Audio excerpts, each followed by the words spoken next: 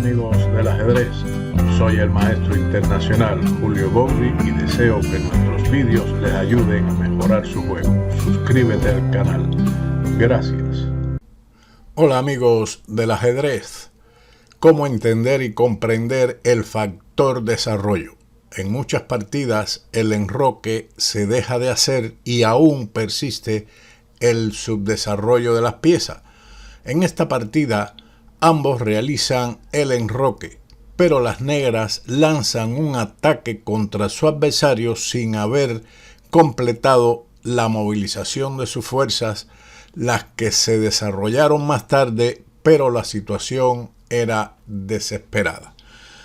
Comenzó esta partida con D4, F5, G3, caballo F6, alfil G2, G6, caballo F3, alfil G7 y B4. Una interesante línea marginal contra la holandesa variante Leningrado. Las blancas preparan el desarrollo del alfil a B2 para oponerse al alfil de G7 adversario.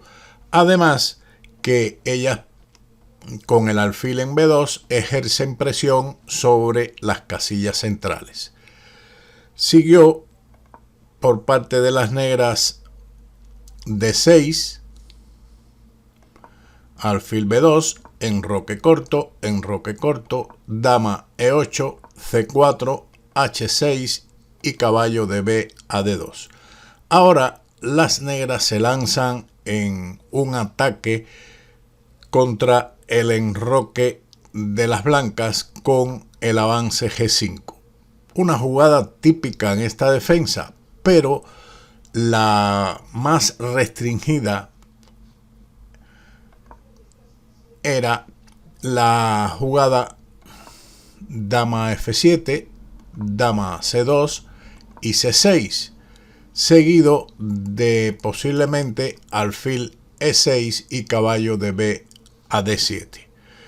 Sería esto un plan preferible para las negras, completando el desarrollo antes de emprender otro tipo de acciones.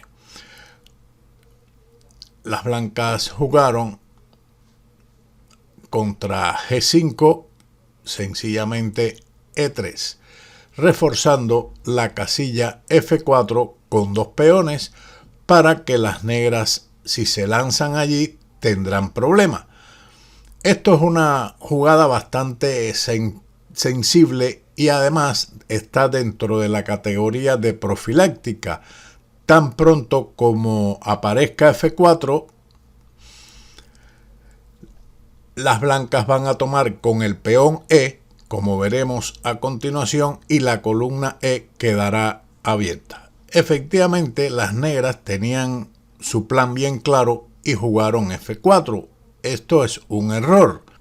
Las negras no quieren postergar el ataque en el flanco de rey, pero esto permite a las blancas abrir la posición y beneficiarse de su mejor desarrollo. De nuevo, tenía sentido dama F7, dama C2 y nuevamente C6, con la idea de continuar con el plan anterior, alfil E6. Siguiendo con la partida, después de F4, el blanco respondió con E por F4.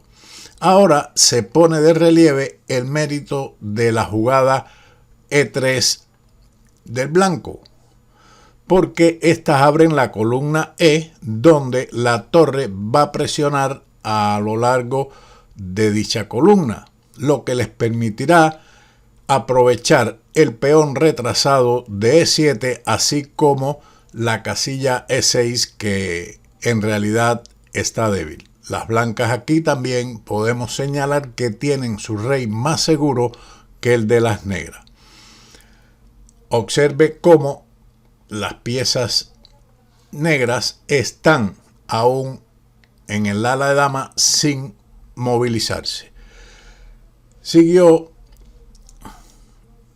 a esta captura G por F4, torre E1, F por G3, H por G3 y alfil G4. Las negras movilizan rápidamente las demás piezas, pero su posición ya resulta dudosa. dama C2, apuntando a las casillas blancas del ala de rey del enroque de las negras, y caballo C6. Otras jugadas, como por ejemplo C6, he respondido con caballo H4, así como si dama F7, igualmente caballo H4, con dominio de las casillas blancas del ala de rey de las negras. Continuando con la partida, después de caballo C6, el blanco realiza el avance B5, caballo D8. Y ahora comienza la danza de los caballos en el ala de rey con caballo H4. El caballo apunta a las casillas blancas y débiles de G6 y F5. Las aspiraciones de las negras a un ataque en el flanco rey quedan definitivamente liquidadas y son las blancas quienes pueden pasar a asumir la ofensiva en este sector del tablero. El negro respondió con dama D7, caballo F1. El otro caballo se suma al ataque en el ala de rey, con la idea posterior de trasladarse a E3 y mirar conjuntamente con el otro caballo la casilla F5. El negro respondió con torre F7, caballo E3, alfil H3 y dama G6. Esta incursión de la dama es muy peligrosa, como veremos por determinados elementos tácticos que van a surgir en esta partida. Después de dama G6, alfil por G2, rey por G2. El rey aquí está muy bien ubicado debido a que la torre de E1 puede en cualquier momento desplazarse a H1 y ayudar al ataque a través de la columna H. Continuó el encuentro con E6 y ahora D5. Una buena jugada. El juego blanco se desarrolla por sí solo. Este avance permite incorporar el alfil al ataque a través de la diagonal donde se encuentra. Ahora las negras respondieron con caballo H7, pero veamos otras dos alternativas para comprobar la efectividad del ataque de las blancas y lo valioso y agresivo de sus caballos.